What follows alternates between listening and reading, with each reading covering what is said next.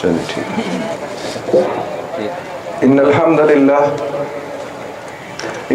للہ نحمده ونستعینه ونستغفره ونعوذ باللہ من شرور انفسنا وسیئات اعمالنا من يهدي الله فلا مضل له ومن يضلل فلا هادي له واشهد ان لا اله الا الله واشهد ان محمدا عبده ورسوله اما بعد.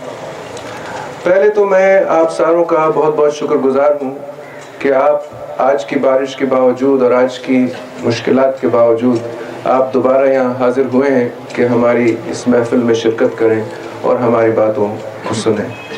اس کے بعد میں عقیل شاہ صاحب کا خاص طور پر شکر گزار ہوں کہ انہوں نے اس محفل کا اہتمام کیا، بڑی محنت کے ساتھ گھر گھر گئے اور لوگوں کو انہوں نے پارٹی کے بارے میں بتایا اور آپ کو ترغیب دی کہ آپ یہاں حاضر ہوں اور پارٹی کے بارے میں مزید جانوں.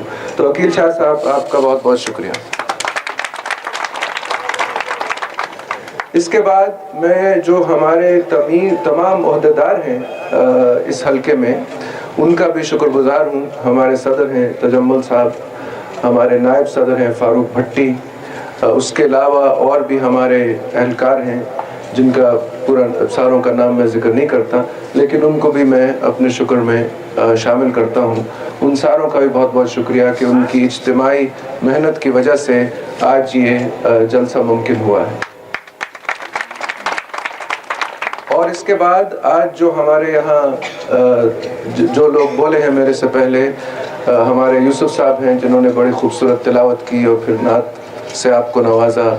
اس کے بعد ہمارے شاعر صاحب ظفر ہنجرہ صاحب جنہوں نے آپ کو اپنی بڑی خوبصورت شاعری سے لطف اندوز کیا. اور اس کے بعد میرے نئے دوست کاظم ملنگ صاحب جن کی باتیں سن کے میں بہت خوش ہوا ہوں اور انشاءاللہ میرا دل ہے کہ ان سے رابطہ رہے گا. مہربانی کاظم صاحب. تو اگر میں نے کسی کا نام چھوڑ دیا ہے تو معذرت. بہت سارے لوگ بولے ہیں. عبدالجبار صاحب جو میرے ساتھی ہیں، جو ہمارے جنوبی پنجاب کے نائب صدر ہیں اور یہ خاص طور پر آج یہاں اس جلسے کے لیے ملتان سے آئے ہیں. جیسے کہ ہمارے راشد بخاری صاحب بھی آئے ہیں، وہ بھی تشریف فرما ہیں، وہ ہمارے جنوبی پنجاب کے صدر ہیں مستقبل پاکستان کے. تو میں ان دونوں کا بھی بہت شکر گزار ہوں کہ یہ بھی انہوں نے تکلیف کی کہ خاص طور پر آج صبح ملتان سے نکلے اور یہاں آئے خاص طور پر اس جلسے کے لیے. تو میں انشاءاللہ آپ کا زیادہ وقت نہیں لوں گا. کچھ پتہ نہیں بارش دوبارہ کب شروع ہو جائے گی. میں کوشش کروں گا کہ مختصر سے مختصر بات کی جائے. میرا ارادہ آج ہے کہ میں 2 باتیں آپ سے کروں. ایک تو پہلے آپ کو میں اپنا تعارف تھوڑا سا کراؤں کہ میں کون ہوں، میرا کیا پس منظر ہے اور میں آج آپ کے سامنے یہاں کیوں کھڑا ہوں اس مائکروفون پہ.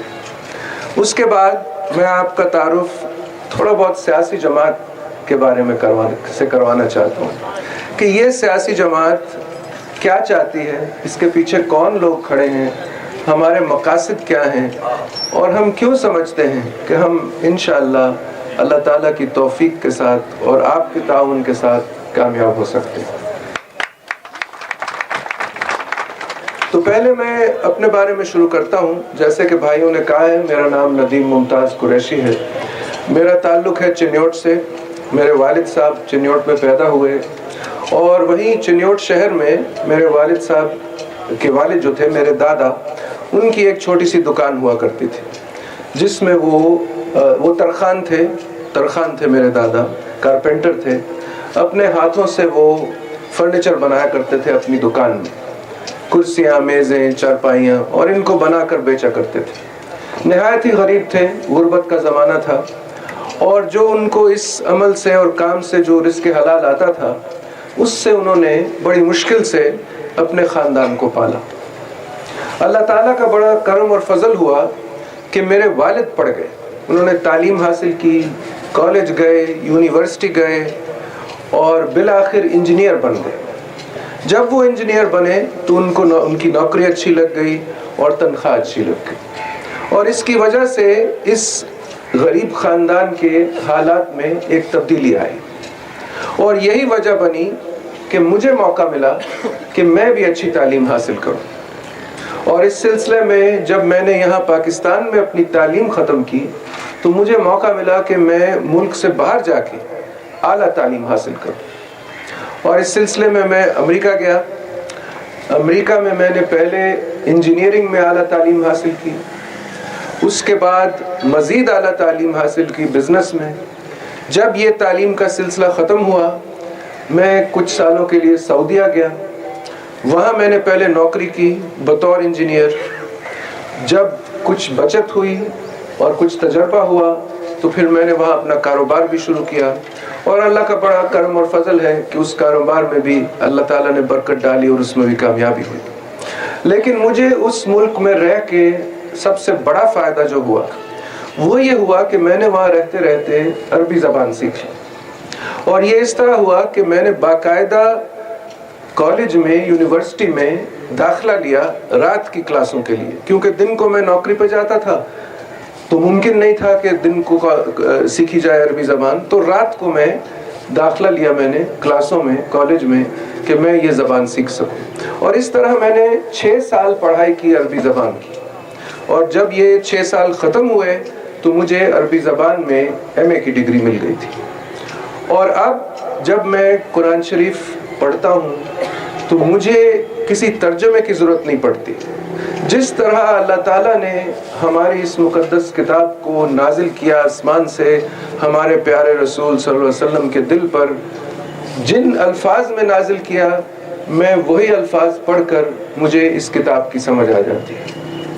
اور آپ کو میں کہہ سکتا ہوں کہ یہ کسی بھی مسلمان کے لیے ایک بہت بڑی نعمت ہے کہ وہ اللہ تعالیٰ کا کلام براہ راست پڑھ کے سن لے۔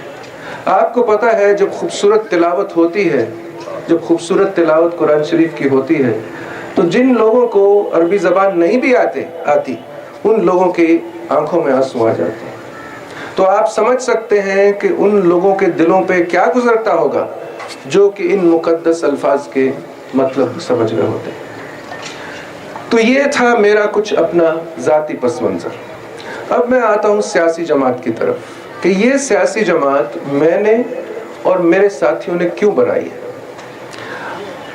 آپ کو اندازہ ہو گیا ہوگا میری باتوں سے، جو میں نے ابھی پس منظر کے بارے میں آپ سے باتیں کی، کہ میرا تعلق سیاست سے کبھی نہیں رہا، بلکہ میں آپ کو کہہ سکتا ہوں کہ 2 سال پہلے جب میں نے اور میرے ساتھیوں نے یہاں یہ سیاسی جماعت بنائی، اس وقت سے پہلے میرا سیاست سے نہ تو کوئی تعلق تھا، نہ ہی میں نے کبھی زندگی میں سوچا تھا کہ میں سیاست میں آؤں گا، نہ ہی مجھے شوق تھا سیاست میں آنے کا، نہ ہی مجھے ضرورت۔ لیکن اس کے باوجود آج میں نہ صرف سیاست میں آ گیا ہوں بلکہ ایک سیاسی جماعت بنائی ہے اور اس کا صدر بھی بن گیا۔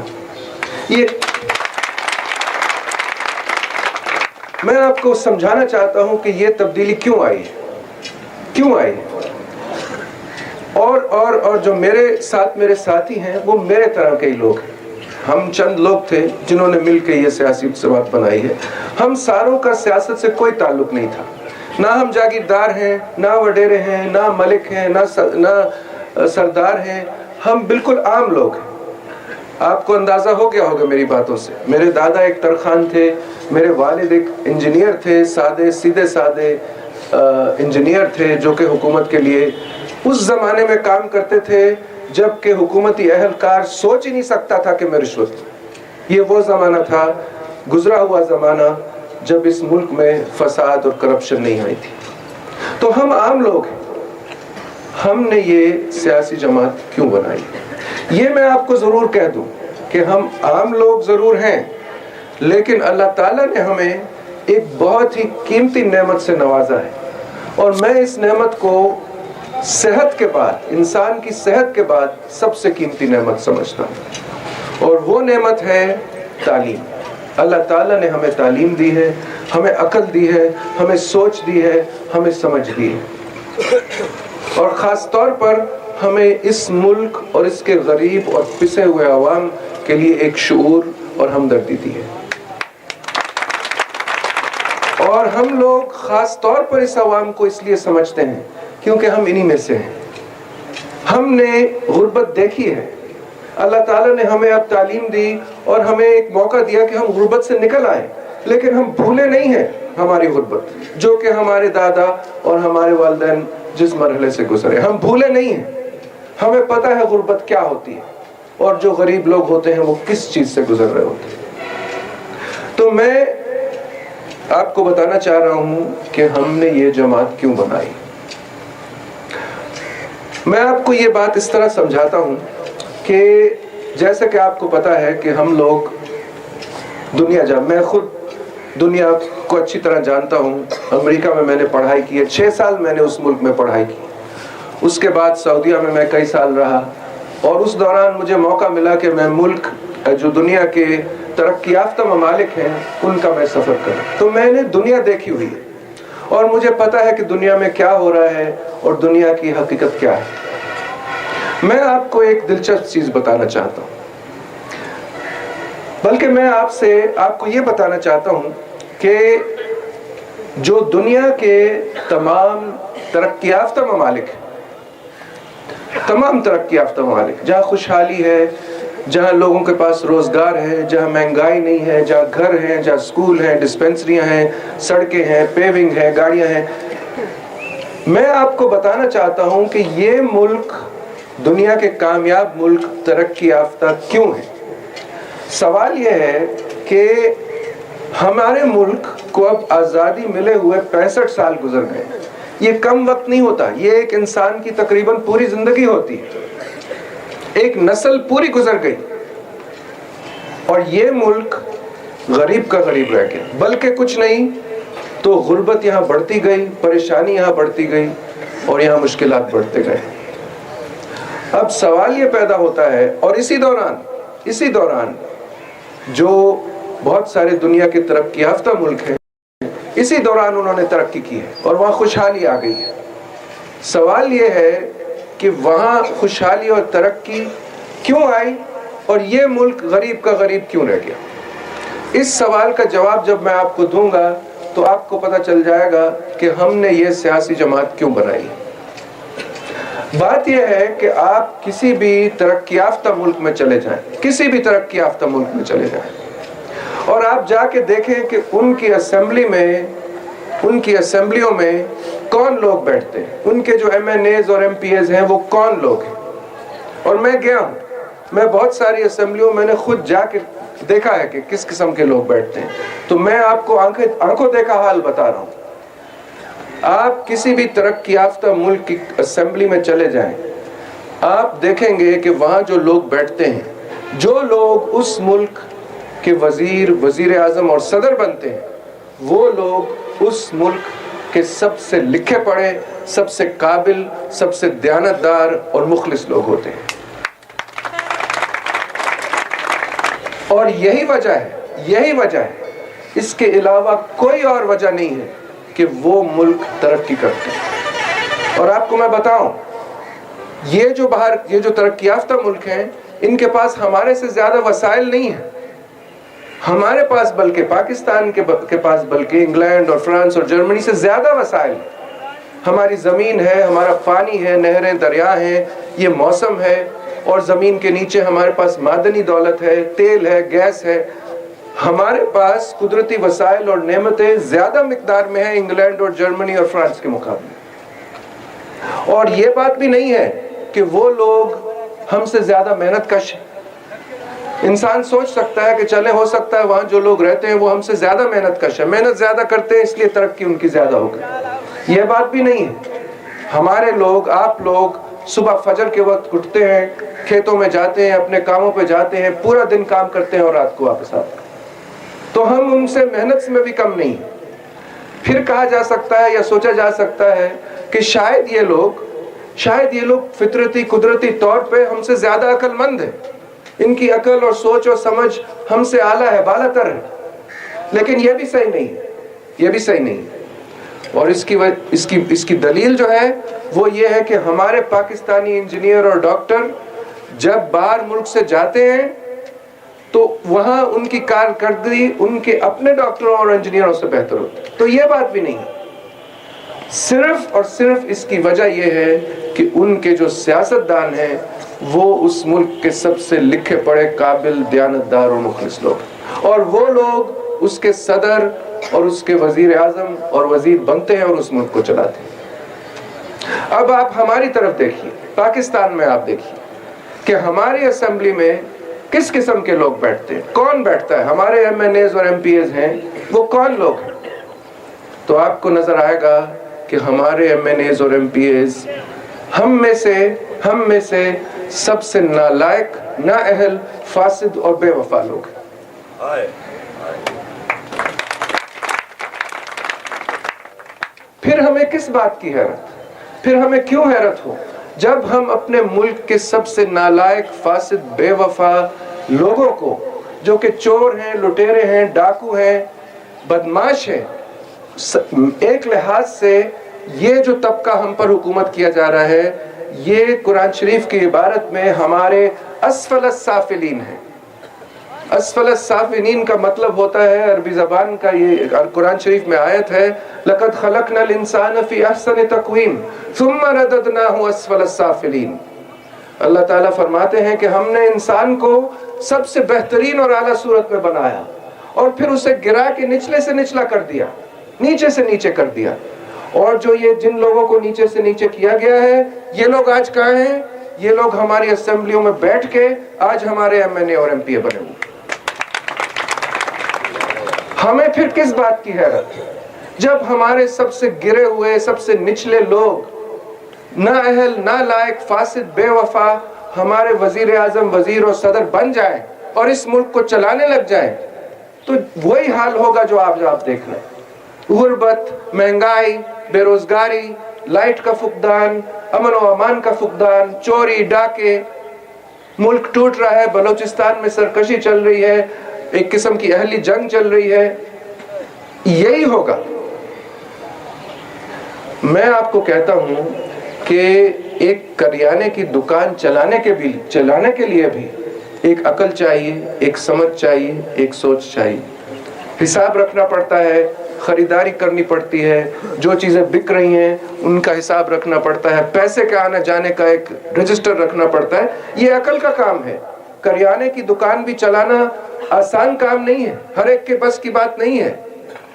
اور میں آپ کو کہہ سکتا ہوں کہ یہ جو چور اور ڈاکو لٹیرے ہمارے اسمبلیوں میں بیٹھتے ہیں یہ لوگ کریانے کی دکان بھی نہیں چلا سکتے، ان میں اتنی بھی قابلیت نہیں ہے. اور ہم نے کہاں بٹھا دیا انہیں؟ ہم نے بولا آئیے آپ ہماری اسمبلی میں آ کے بیٹھ جائیں، آپ ہمارے وزیر اعظم اور صدر بن جائیں، آپ ہمارے ریلوے کو چلائیں، ٹرینوں کو چلائیں، آپ بجلی کا نظام سنبھالیں، واپڈا کے صدر بن جائیں، واپڈا کے وزیر بن جائیں، ہمیں بجلی دیجئے. جو لوگ اتنی قابلیت نہیں رکھتے، اتنی تعلیم نہیں رکھتے کہ وہ کریانے کی دکان چلا سکیں، وہ ملک کو کیسے چلائیں؟ تو یہ وجہ ہے. اور آپ کو یہ بھی میں بتا دوں کہ ہمارے ملک کی سب مسائل، سب مشکلیں، ساری مصیبتیں، ان کی جڑ ایک ہی ہے، ان کی وجہ ایک ہی ہے، اور وہ یہی ہے جو میں نے آپ سے بیان کی ہے. ہمارے حکمران نااہل ہیں، نالائق ہیں، فاسد ہیں اور بے وفا ہیں. اور یہی وجہ ہے کہ ہم نے 65 سال میں ترقی نہیں کی بلکہ ہم پیچھے ہٹتے گئے.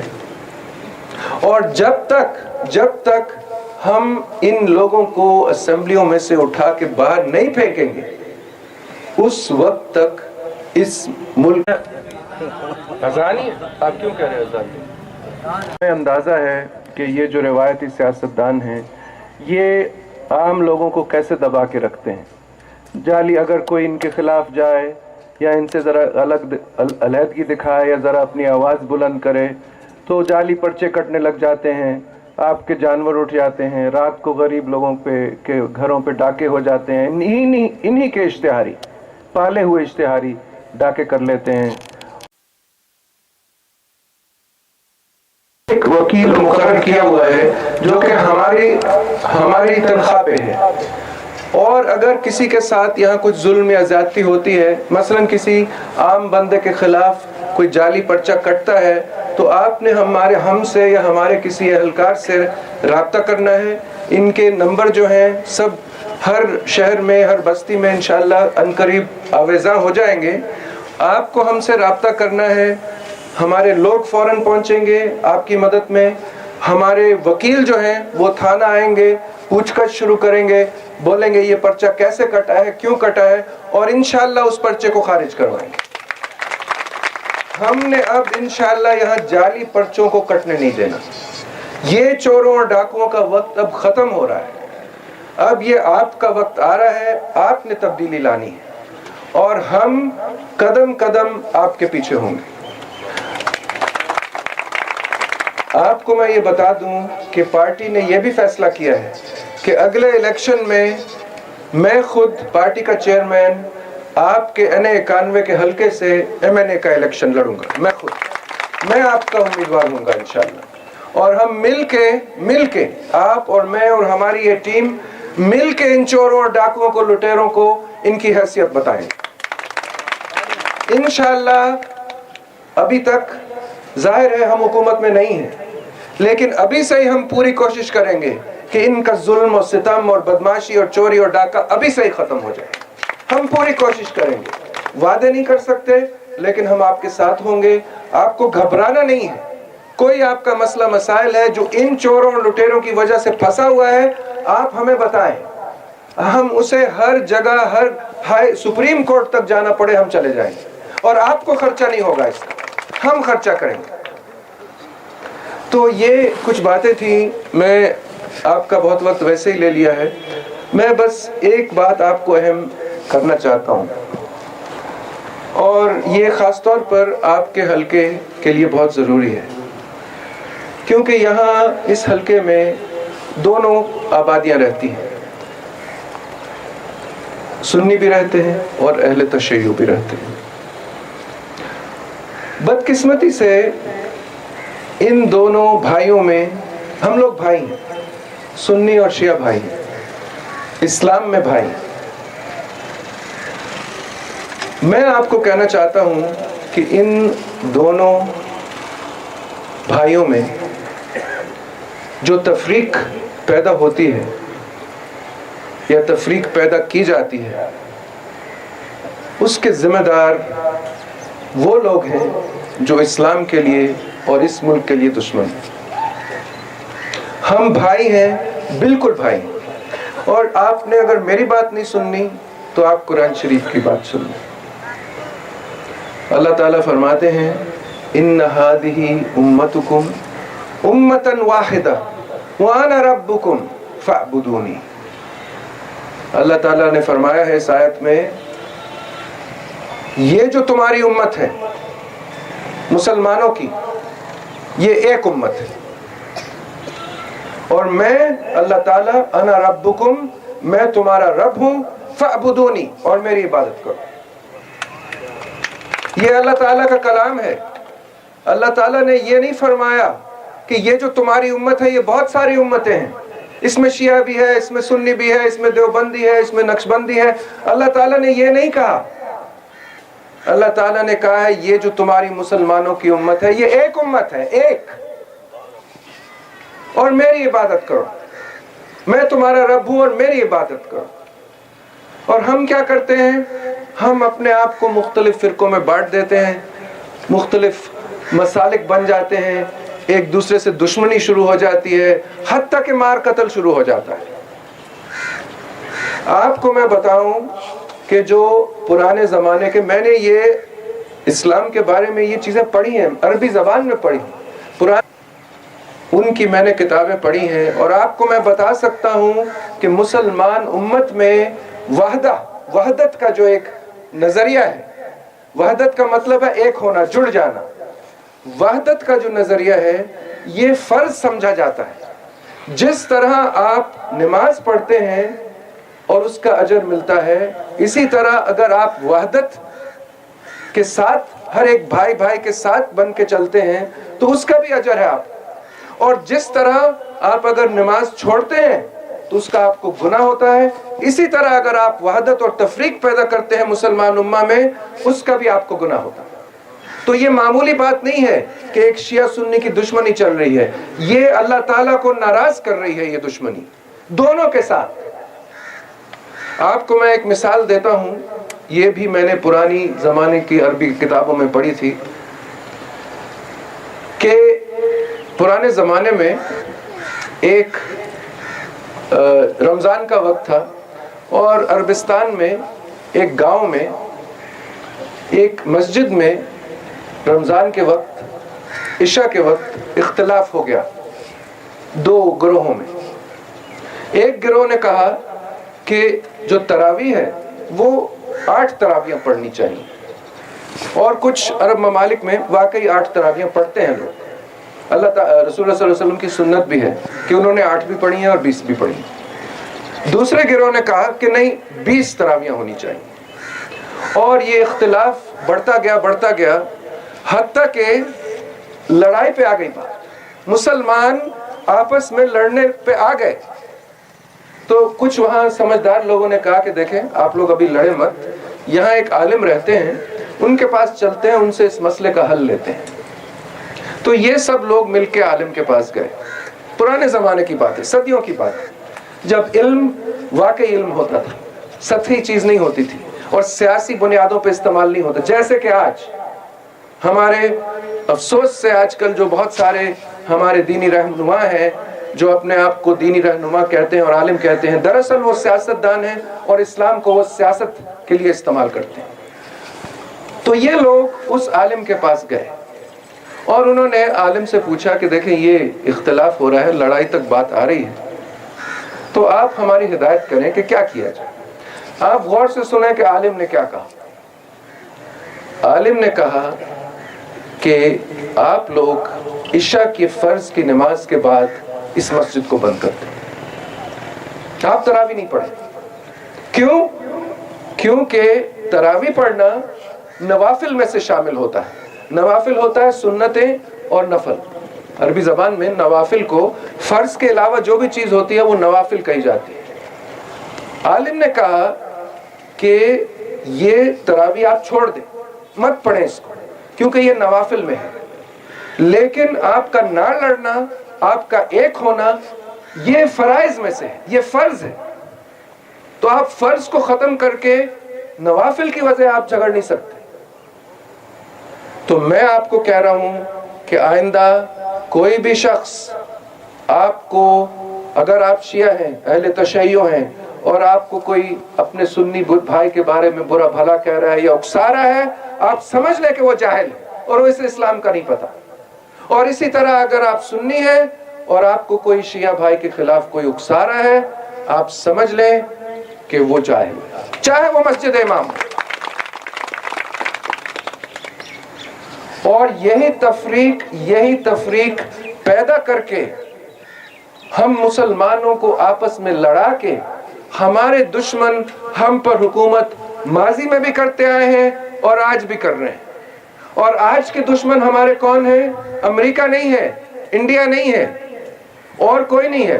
ہمارے آج کے دشمن ہماری اسمبلیوں میں بیٹھے، ہمارے ایم این ایز اور ایم پی ایز ہیں، اور کوئی نہیں ہے ہمارا دشمن. اور یہی دشمن کی خواہش ہے کہ یہ ہم میں تفریق پیدا کریں، ہماری وحدت توڑیں، تاکہ ان کو اپنے سیاسی مفاد جو ہیں وہ پورے ہو جائیں.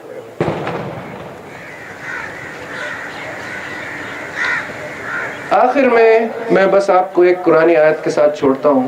یہ آیت میں اکثر اپنے بھائیوں کو سناتا ہوں اپنے جلسے کے اختتام پہ. یہ سورۃ الرعد کی آیت نمبر 11 ہے. تو میں آپ کو یہ آیت سناتا ہوں. یہ سورۃ الرعد کی آیت نمبر 11 ہے. اللہ تعالیٰ فرماتے ہیں ان اللہ لا یغیر ما بقوم حتی یغیروا ما بانفسہم. یہ بہت اہم آیت ہے. ویسے تو قرآن شریف کی ہر آیت بہت اہم ہوتی ہے، لیکن اس آیت میں آپ کے لیے اور میرے لیے اور میرے ساتھیوں کے لیے ایک خاص پیغام ہے. اس کا ترجمہ ایسا ہے، اللہ تعالیٰ فرما رہے ہیں اس آیت میں کہ اگر کوئی قوم کسی مصیبت یا پریشانی سے گزر رہی ہو، تو اللہ تعالیٰ اس قوم کی مدد اس وقت تک نہیں کرے گا، غور کریں، نہیں کرے گا جب تک وہ قوم اپنی مدد پہلے خود نہ کرے۔ یہ بہت اہم آیت ہے، میں آپ کو اس کی تھوڑی سی تفسیر کرنا چاہتا ہوں۔ جیسے کہ پہلے میں نے آپ کو بتایا کہ یہ جو چور اور ڈاکو اور لٹیرے جو اسمبلی میں بیٹھتے ہیں، M N As, M P As, یہ آسمان سے نازل نہیں ہوئے، ان کو ہم نے اور آپ نے ووٹ دے کے بٹھایا ہے، اپنا ووٹ۔ اب فرض کریں کہ اگلا الیکشن آتا ہے اور ہم لوگ وہی غلطی کرتے ہیں جو ہم سالوں سے کرتے آئے ہیں، بلکہ ہماری آزادی سے کرتے ہیں، کہ دوبارہ کسی چور یا ڈاکو یا لٹیرے کو یا بدماش کو اپنا ووٹ دے دیتے ہیں اور اسے واپس اسمبلی بھیج دیتے ہیں تاکہ تم مزید ہم پہ ظلم اور زیادتی اور جبر کرو۔ تو ہمیں یہ آیت کہہ رہی ہے، اللہ تعالیٰ کہہ رہے ہیں اس آیت میں کہ میں نے، اللہ تعالیٰ فرماتے ہیں آیت میں کہ میں نے تم لوگوں کو ایک طاقت دی، ایک ووٹ کی طاقت دی، تاکہ تم اس طاقت کو صحیح استعمال کرو اور کسی نیک دیانتدار مخلص شخص کو اپنا ووٹ دو تاکہ وہ جیت کے تمہاری مدد کر سکے، تمہارے واسطے پیونگ بنائے، گلیوں کو ٹھیک کرے، گٹر کا نظام دے، پانی دے، اسکول بنائے۔ لیکن تم نے یہ نہیں کیا، تم مصر رہے، تم ضد کرتے رہے کہ نہیں، ہم نے کسی چور یا ڈاکو یا لٹیرے کو ہی ووٹ دینا ہے، ہم نے دوبارہ کسی چور یا ڈاکو کو ووٹ دینا ہے۔ تو ہمیں آیت یہ کہہ رہی ہے، اللہ تعالیٰ یہ کہہ رہے ہیں، اس آیت کی میں تشریح اور تفسیر کر رہا ہوں آپ کے لیے۔ قرآن شریف کی ہر آیت میں یہ ایک خاصیت ہوتی ہے کہ آیت چھوٹی ہوتی ہے لیکن اس کا مطلب، اس کا وزن بہت وسیع ہوتا ہے۔ تو اللہ تعالیٰ آپ سے کہہ رہے ہیں کہ اگر آپ خود مصر ہیں کہ کسی چور یا ڈاکو یا لٹیرے کو آپ نے دوبارہ اسمبلی میں بیٹھنا ہے، تو آپ میرے سے مدد کی توقع کیوں رکھ رہے ہیں؟ میں آپ کی مدد کیوں کروں جب آپ خود اپنی مدد تیار کرنے کے لیے تیار نہیں ہیں؟ تو میرے سے آپ مدد کیوں مانگ رہے ہیں؟ اور دیکھ لیں، یہ ایک بہت خطرناک بات ہے، کیونکہ اللہ تعالیٰ نے کہہ دیا ہے، خطرناک آپ کی دنیا کے لیے نہیں بلکہ آپ کی آخرت کے لیے۔ خطرناک اس لیے کیونکہ اللہ تعالیٰ نے کہہ دیا ہے کہ میں آپ کی مدد اس وقت تک نہیں کروں گا جب تک آپ اپنی مدد پہلے خود نہیں کریں گے۔ اللہ تعالیٰ ایک اور جگہ فرماتے ہیں، ایک اور آیت میں اللہ تعالیٰ فرماتے ہیں، ادعونی استجب لکم۔ اللہ تعالیٰ فرماتے ہیں میرے سے دعا کرو اور میں تمہاری دعا کا جواب یقیناً دوں گا، لیکن اس دعا کا جواب آنے کے لیے ایک شرط ہے، اور وہ شرط کہاں ہے؟ وہ شرط سورۃ الرعد کی آیت نمبر 11 میں ہے، اور وہ شرط یہ ہے کہ دعا کے جواب کے لیے آپ کو پہلے جو کام آپ خود کر سکتے ہیں اپنی مدد کے لیے وہ کریں، اور جب آپ نے وہ انکار کر دیا جو کام آپ خود کر سکتے ہیں تو آپ کی دعا بھی سننی رک گئی۔ آپ دیکھیں یہ کتنی زبردست، یہ میری بات نہیں ہے، یہ میں آپ کو ان آیتوں کی تشریح کر رہا ہوں کہ آیتوں سے مفہوم کیا آتا ہے۔